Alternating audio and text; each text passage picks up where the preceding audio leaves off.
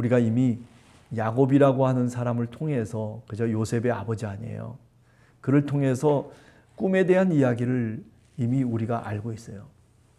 무슨 아브라함이나 이삭이 꿈을 꿔가지고 그 꿈 속에서 하나님의 음성을 듣고 또 거기서 그 꿈을 통해서 하나님의 섭리를 깨달은 그런 신앙의 경험이 있었던 것은 아니죠. 그러나 야곱의 경우에는 달랐잖아요. 그죠? 우리가 잘 알듯이 베델이라고 하는 지점을 통과할 때 그때 도망자의 신분이었잖아요. 그때 하늘이 열리고 그리고 그 하늘에서 하나님의 사자들이 오르락내리락 하는 그 광경을 꿈으로 꾸게 된다고요. 돌베개에 베고 자면서 그런 꿈을 꾸잖아요. 그러면서 나중에 꿈에서 깨고 난 다음에 뭐라고 얘기합니까? 여러분들이 잘 아시는 것처럼 여기가 하나님의 집이로구나. 여기가 하늘문이구나 라고 하는 것을 고백하게 되죠. 야곱이 그 꿈을 통해서 하나님의 계시를 알게 되고 그것을 깨달으면서 비로소 자신의 신앙의 뿌리가 베델이라고 하는 것을 보다 더 깊이 있게 느끼게 되는 거죠. 가슴에 새기게 되죠. 그러면서 뭐라고 얘기합니까? 그 기둥을 갖고서 거기다가 기름을 붓고 그리고 하나님 앞에 서약을 하잖아요. 내가 이 고향에 돌아오기만 하면 그러면 내 모든 것의 10분의 1을 하나님께 드리겠습니다. 바로 드리는 신앙으로 바뀌어지기 시작한다라고 하는 거죠. 하나님이 직접 말씀하셨던 그런 계시의 방법을 넘어서서 이제는 한 인간이 꿈을 꾸면서도 하나님의 계시를 깨닫게 되는, 그죠? 그게 이제 지금 요셉의 아버지인 야곱의 이야기거든요. 그런데 이제 요셉에게 넘어오게 되면 그것이 보다 더 확대되기 시작하는 거예요. 이 계시의 방법이 이제는 요셉을 통해서 꿈꾸는 자가 바로 하나님의 섭리를 얘기하고 하나님의 뜻과 예언을 이제 꿈을 통해서 꿈의 해석을 통해서 말하게 되는, 그러니까 굉장히 이제부터는 하나님이 직접 나타나셔서 요셉에게 말씀하시는 것이 아니라 꿈을 통해서 꿈의 통로를 통해서 하나님이 계시하시는, 그러니까 꿈꾸는 자가 아니고서는 하나님의 섭리와 뜻을 깨달아 알 수 있는 방법이 이 요셉의 이야기 속에서 보면 없다, 이렇게 얘기해도 과언이 아닌 거죠. 그런데 특별히 오늘 그 이야기 속에 가장 막내인 요셉이 가장 먼저 이야기에 등장하고 있다는 것을 우리가 주의해 볼 필요가 있습니다. 요셉은 무엇보다도 야곱의 사랑을 받았던 자녀예요. 그죠? 여러분 생각해 보세요. 저 하란에 올라가서 20년 동안 고생할 때 제일 마지막에 낳은 아들이 누구냐면 바로 이 요셉이에요. 그리고 이 요셉은 누구의 아들입니까? 그죠? 야곱이 그야말로 14년 동안 고생을 해가지고 그래가지고 정말 사랑하고 정말 연모해서 자신의 부인으로 얻은 라헬의 아들이에요. 하나밖에 없는, 이 당시만 보더라도 하나밖에 없는 독자 아들인 거거든. 3절에 보면 요셉은 노년에 얻은 아들이므로 이스라엘이 여러 아들들보다 그를 더 사랑하였다. 그래서 그를 위해서 채색 옷을 지어 입혔다라고 하는 거죠. 고대 세계 속에서 옷이라고 하는 것은 어떤 의미가 있냐면은 사회적 신분을 나타내는 거예요.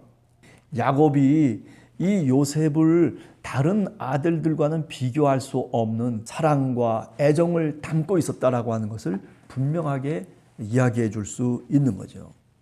큰아들부터 시작해가지고 다른 나머지 형제들이 그 요셉을 제일 막내인 요셉을 미워하기 시작한 거죠. 아버지의 편애로 인해서 아버지가 그만을 사랑한다라고 하는 생각을 갖기 시작하면서부터 그래가지고 미워지고, 그래서 이제 결국은 어떻게 되는 겁니까? 이렇게 이 꿈꾸는 자를 미디안 상인에게 팔아넘기는 거죠. 그것도 은 20세겔에 팔아넘기는 거예요. 그죠? 요셉도 문제가 많은 거예요. 그 막내인데도 불구하고. 그런데 꿈 이야기를 하면서 형들이 나한테 절하더라. 형들이 내게 와가지고 뭐 이런 얘기 저런 얘기를 둘러대면서 꿈 이야기를 하는 거죠. 그러나 생각을 해보면 형들이 그렇기 때문에 더욱더 요셉을 미워했다. 네가 우리의 왕이 된다고? 우리를 다스릴 것이라고? 말도 안 되는 얘기죠. 그죠? 네, 말도 안 되는 얘기예요. 정말 저 밑에 그저 뭐 코 흘리게 사실 불과한 요셉 아니에요. 형들 모아놓고 그냥 노다지 그 이야기만 하고 있는 거예요. 그 마음 속에 어쩌면 형에 대해서 그죠? 어떤 컴플렉스가 있었겠죠. 예. 형들이 저렇게 크고 형들은 다니면서 뭐 큰 일들도 하고 뭐 굉장히 말하자면 넘을 수 없는 그런 담처럼 느껴졌을런지도 몰라요. 그러다 보니까 자기 스스로 그것을 극복하기 위해서 자기 방어 기제가 생기는 거죠. 그게 꿈이죠. 그래가지고 꿈을 통해 가지고 형들한테 막 대드는 거죠. 사실은요. 힘으로 대들 수가 없잖아요. 그러니까 말로 대들고 이렇게 요셉이 이야기했을 수도 있겠다는 생각을 해보기도 합니다. 그러나 중요한 것은 오늘 성경 말씀 속에서 이 꿈꾸는 자인 요셉이 형제의 손에 팔린다는 거죠. 팔린다. 그것도 노예의 값으로 팔리는 거죠. 은 20에 팔아넘겼어요. 예. 자, 그런데 여러분 어떻습니까? 그날을 루벤이 어떻습니까? 야, 죽이지는 말자. 나중에 와가지고 그를 살리려고 하는 그런 목적이 루벤에게는 사실은 있었어요. 왜 그렇습니까? 루벤은 아버지를 대신하는 책임이 있었기 때문에 그래요. 루벤은 그 형제들을 이끄는 맏아들이에요. 아버지로서의 그런 대신하는 역할을 했어야 되는 거죠. 그러니까 루벤은 책임 있는 루벤은 이 요셉을 어떻게든지 형제들로부터 구하려고 하는 그런 뜻을 사실은 갖고 있는 거죠. 네. 그런데 나중에 루벤이 돌아와 보니까 이 요셉을 팔아넘겨 버린 거예요. 그런 얘기를 합니다. 30절에 보면 아우들에게 되돌아와서 이르되 아이가 없도다. 나는 어디로 갈까? 그죠? 이게 루벤의 고백이에요. 나 어떻게 하면 좋겠느냐는 거죠. 난 어디로 가야 되느냐? 형제들에 대한 책임을 내가 지고 있는 맏아들 루벤인데 자행된 이 범행에 대해서 나는 뭐라고 어떻게 얘기해야 될까? 나는 어디로 가야 되느냐라고 하는 그런 루벤의 이야기. 네. 저는 이런 생각을 해요. 이렇게 인간이 살아가는 삶이라고 하는 게 복잡하다는 거죠. 아버지가 그 막내인 요셉을 더 마음에 두고 사랑하게 됐고, 그리고 그것을 통해서 형제들 간에 여러 가지 갈등이 야기되기 시작하고, 그저 꿈꾼 것을 마음대로 형들에게 이야기하고 뭐 이렇게 저렇게 하다 보니까 이 형제들 간에 어긋나는 그런 어떤 모습들이 생기게 되는 거죠. 이게 무슨 뭐 하나님의 뜻입니까? 아니죠. 우리 인간의 삶이라고 하는 것이 이렇게 복잡 다단하다라고 하는 거예요. 별것 아닌 한 가정 속에 이런 문제 때문에 이렇게 비극적인 참사가 일어나는 거죠. 네.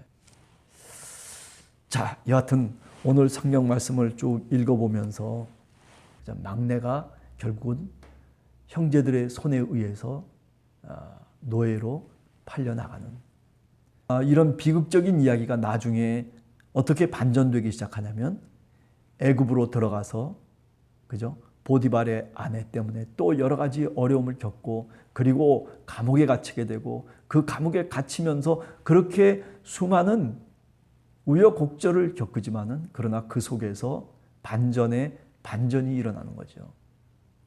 근데 놀라운 것은 그런 어려움과 위기 속에서 요셉은 절망하지 않아요. 네. 절망하지 않아요. 꿈꾸는 자라고 하는 것이 물론 하나님의 계시를 받은 자라고 하는 그런 의미도 되겠지만은 그러나 이 꿈이라고 하는 것은 사람을 보다 더 희망을 갖도록 만드는 긍정을 갖도록 만드는 그런 뿌리가 된다는 것도 역시 우리가 분명히 알 수가 있어요. 꿈이 있으면은요 절망하지 않아요. 꿈이 있으면 넘어지지 않고 다시 일어서게 돼요.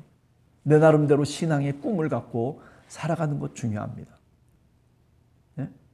내가 올 1년을 끝마치고 난 다음에 내가 정말 성경 말씀을 보다 더 깊이 있게 묵상하고 내가 좀 더 많은 것들을 알았으면 좋겠다. 깨달았으면 좋겠다. 뭐 이런 등등의 조그만 목표들을 갖고, 그죠? 우리가 그 목표에 달성하기 위해서 우리가 애를 쓰고 그러지 않습니까? 뭐 boys be ambitious라고 하는 그런 말도 있잖아요. 소년들이여, 젊은이들이여 꿈을 꾸어라. 뭐 그런 얘기를 우리가 옛날에 많이 했는데, 그래요. 우리 신앙인으로서 함께하는 교회 성도들, 그냥 이 모습 이대로 생각하지 마시고 늘 신앙의 꿈을 가지세요. 그러면 우리가 보다 더 나은 신앙의 세계 속에 우리가 들어갈 수 있게 되는 거죠. 같이 기도.